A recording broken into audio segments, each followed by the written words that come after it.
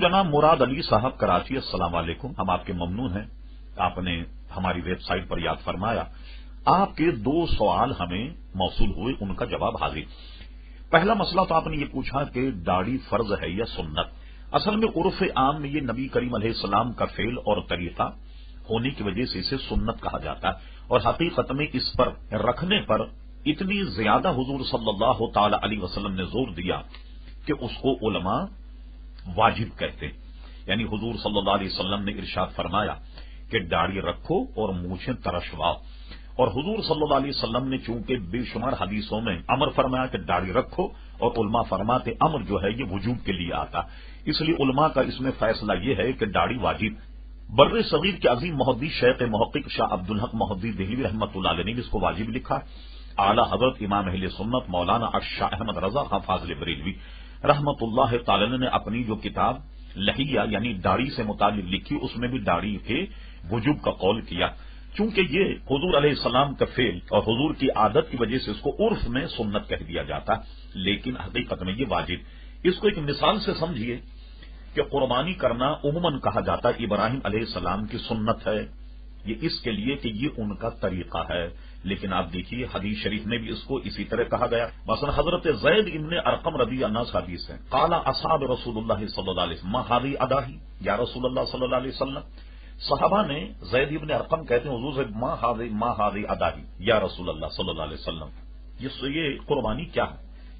हुजूर ने फरमाया काला सुन्नतु अबीकुम इब्राहिम, ये तुम्हारे बाप हजरत इब्राहिम अलैहिस्सलाम की सुन्नत है। लफ्ज यहां भी सुन्नत मौजूद है, और जितने शरई अहकामात हैं उन सब में कुर्बानी को यानी अय्यामुल अधा में जो हम कुर्बानी करते हैं उसको वाजिब कहा गया। तो शरन दाढ़ी का रखना वाजिब है, और हुजूर का फेल होने की वजह से उर्फ में उसको सुन्नत कह दिया जाता है। फिर आपने पूछा कि क्या कुरान शरीफ में दाढ़ी से मुतालिक कोई आयत मौजूद है। सबसे पहले तो आपके जहन में यह रहे कि कुरान मजीद फुरकान हमीद सिर्फ उसी इबारत का नाम नहीं जो आपने अरबी में लिखा हुआ देखा, कुरान मजीद फुरकान हमीद और उसके माना, इन दोनों का नाम असल में कुरान मजीद फुरकान हमीद।